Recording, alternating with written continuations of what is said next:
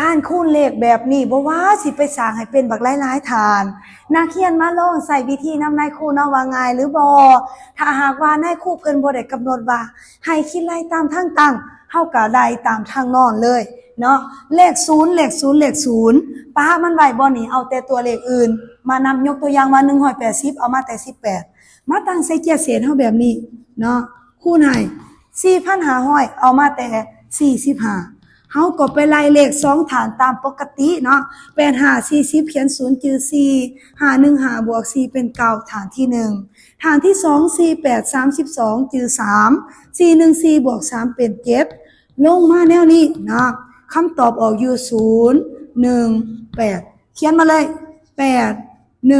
0หลังจากนั้นเลข0ที่เฮาปาไว้เบื้องนี้มีจักโต1 2 3เฮาบ่ได้เอาไปนำ3โตเอามาเติมใส่บอลนี่3ตัวก็จะได้คำตอบออกมาแบบนี้ข้อที่2เด้นายครูเนาะ2,600คูณให้ 1,100เนาะเอาไปแต่เลข26กับเลข11และเลข26คูณให้เลข11นี้เฮาก็สามารถนำใส่กฎของบาง11มาใส่ได้เลยส่วนเลข0กับปามันไว้บ่นี่เนาะกฎของบาง11ก็คือแม่นหยังก็ตามที่คูณให้11เนาะเขียนไว้2 6ถ้าว่ามี2ตัวเลขจงบอนวางไว้เอา2บวก6ได้อยู่8ฉะนั้นตัวนี้ออกอยู่286เห็นบ่มันมีหลายวิธีในการคิดลายเนาะเลข0จากตัวที่ป้าไว้เมื่อกี้นี่1 2 3 4เอามาเติมใส่ผลออกนี่ตามจำนวนมันก็จะได้ผลออกแบบนี้ไปเบิ่งข้อสุดท้ายเนาะ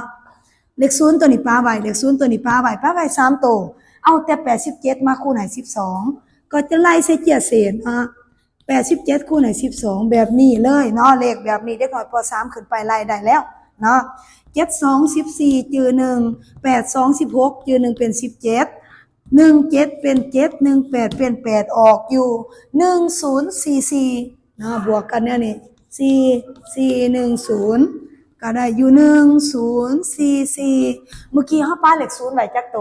เอามาใส่ผลคูณโลด1 2 3นี่1 2 3อันนี้เป็นวิธีการคูณเลขหลายๆแบบนี้เนาะอย่าไปตั้งบางเลขทั้งหมดยกตัวอย่างว่า8 7 0คูณให้ 1,200สิตั้งบางเลขแนวใดเนาะ00เป็น0 07เป็น00เป็น0โอ้ยอะไรทำไมคือมันยากแท้เนาะบัดนี้เนาะนี่บางหลายๆฐานเนาะพุ่นเทื่อสิแล้วเอาในครูไล่จักถึกหรือบ่เด้องงซะ